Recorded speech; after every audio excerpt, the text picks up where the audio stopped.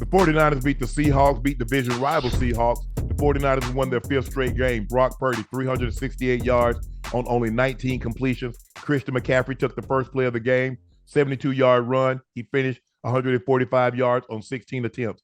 Deebo Samuel, over 149 yards. Brandon Ayuk had 120 plus. George Kittle had, I think he had 3 catches for like 60 yards. Deebo, Brandon Ayuk, and George Kittle each had a play for over 40 yards. DK Metcalf and Damadou Lenore were both ejected in the ball game. But the 49ers offensively, because Kyle Shanahan, he calls the game, and they put so much stress on you horizontally and vertically. So they'll go side to side, and they don't have a problem because the guys are so tremendous running for the catch. You look at, they're just trying to get the ball. And I love what Kyle did today. They threw a little quick route to Deebo. Deebo ran it down. He thought he had a touchdown. They stopped him at the 1 yard line. They put him in a tight formation, hand it to him. Now you go get that, bro. You got, hey, I ain't gonna let nobody get your, I ain't gonna let your back, hey, nah, I ain't gonna let nobody get your honey. You go on and finish it off now. You done bought the flowers, the chocolate, and got a nice movie. Hey, you got to seal the deal at the end of the night. Yeah. Brandon Ayuk, 126 yards. Kittle had a big catch. Deebo was sensational. Christian McCaffery sensational. Offensive line did a great job of Purdy, and Purdy did a phenomenal job of throwing the football. He was sensational today, Ocho. And he and Dak, I think, for the quarterbacks, I mean, really, it's like when you really get down to it, it's kind of going to be like, I think it's going to be 4 guys. I think it's going to be Dak, Purdy, C-Mac, and Tyreek. C-Mac, okay, I like that. I like the fact that we have Tyreek in the competition now, even though when you think about MVP, for some reason, it's always a quarterback. It's going to be a quarterback. Unless the running back rush for 2,500 yards or have an LT type where he scores 30 touchdowns. Right. Now, because when LT had like 1,800 yards and 31 touchdowns. 31, yeah, I remember that season. Okay, yeah, now, but 1,600 yards because these quarterbacks throwing for 4,500 and 40 touchdowns, 5,000. It's just because they've geared it. It's kind of like in NCAA, the Heisman. They normally, now look, we've had outliers, Devontae Smith just a couple of years ago. But he had one of the great statistical receiving seasons in college history. But talk about the 49ers and what you like from them offensively and defensively. Man, listen, defensively, we know what you get. You know what you get with Fred Warner, Tre'Davious Ward, and those boys. Even though he went out, Ward went out early with a groin injury. He went out with a groin injury, but I just want to talk about the goddamn offense. I've seen. Let me ask you a question before I talk about Purdy. I'm gonna get to Purdy. What do you think when we think about the greatest show on turf, that offense they had? Yeah, Isaac Bruce, Torrey Holt, Kurt Warner, Azahir Hakeem, Ricky Pro. How do you compare that to the 49ers? Is there any type of comparison, even though it's a little different? The way the offenses are run, even though the play style that are skilled receivers are a little bit different. Well, Big Game was looking to take the top off it. He and Azahir Hakeem was great. The Miller, throw the jailbreak screen, and because he was such a great punt returner, get the ball in his hands in space.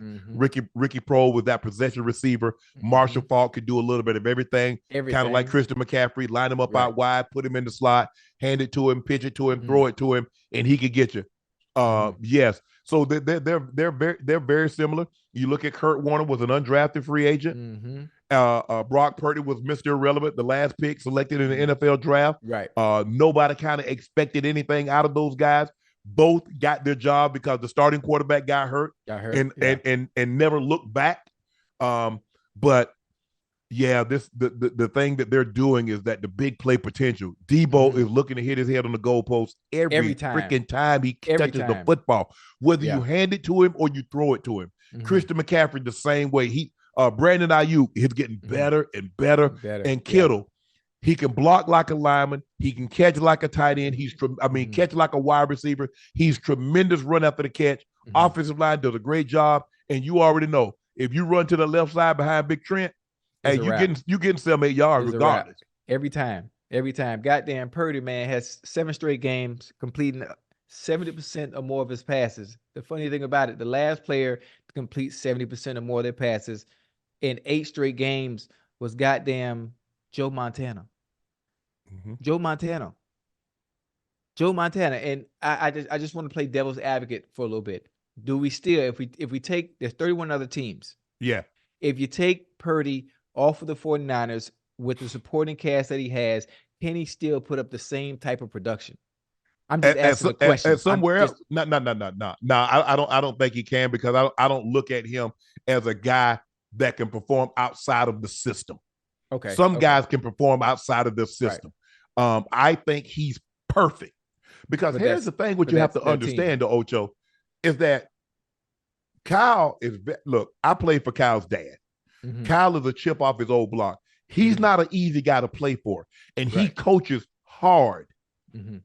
A lot of quarterbacks don't get coached hard because we can't, you can't curse, and you can't chastise them in front of the group. Normally they go into the meeting and they meet one-on-one, the coordinator or the head coach. But that's not how Kyle will let you know. If you F up, he gonna tell you, because that's how Mike was. But I think you can't knock what he's doing, because yes, Deebo is putting the ball on the mud. That one he threw to Deebo, I don't know what Jamal Adams was doing. Bruh, why would you stop your feet and you 15 yards deep? Yeah. Why would you do that? What are you looking for? I think he might have thought, get me if I'm wrong, he might have thought he was going to the corner flat, like rounding it off. Yeah. But he just kept going to the corner. Yeah, he kept it high. What I'm thinking. Yeah, he kept it high instead. But you know why I kept it high? Because your feet were planted in cement. So guess what? Guessing. You're exactly right. He guessed wrong. But here's the thing. My coach, Les Steckel, who's my position coach in '93, he said, "Son, if you hesitate, you beat." Every time. You got to go. All it takes is a split second now. Ocho, you got to go somewhere in a hurry. If he who hesitate is beat in that sport. Now, you baseball, I understand baseball, but I do understand this. If you hesitate in the game of football, you will get beat. Yeah. Because you have to understand, while you're hesitating, that guy's moving. Yeah. Yeah. He's moving. You got to keep your feet alive. Got to stay alive. Keep your feet alive. You got to stay alive. But Purdy has been, look, since they got them dogs back, since Deebo came back, since Christian McCaffery has been healthy. Big Trent, T-Dub has been back. They've gone to another level. And they can, at the drop of a hat, 3-4 possessions in a row, they got 28.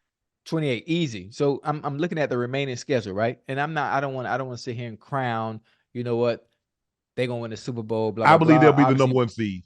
Yeah, I know where you're going with this, because you look. I think they got Arizona. I think they got Arizona. Cardinals, they got Ravens, Commanders, Rams. Yes, they could sweep that. I'm looking. They got the Ravens on Christmas. Christmas on Monday. They got the Ravens on Christmas. That's gonna be a good one. I'm looking at from a defensive perspective. Do the Ravens have the personnel to match up with what the 49ers do? It's going to be tough, because I don't exactly. That's the problem. Because offensively, can they continue to put out the output? Can the Ravens continue to put out the output and match the 49ers score for score? They're going to have to. The thing is, but my concern is that if you don't pressure Purdy, you can't beat the 49ers. Right. You got to pressure. You got to make him. You got to pressure. You got to pressure. Get him off the spot. Yeah. You got to. But Kyle does a great job of rolling him, rolling him, booting him, misdirection. They change. They'll bunch formation and guys disperse and they go a lot of different directions. They'll give you the same look from a different formation, and he constantly keeps you guessing.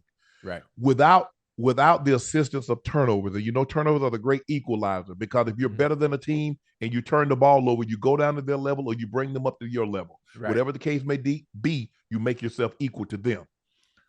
I just don't see Ocho without the assistance of maybe 3 turnovers in a game. Right. or your team, the opposing team quarterback plays the game of his life, it's just hard for me to see a scenario, especially in the regular season, of a team beating them. Now, I'm anxious to see that game, that Monday night.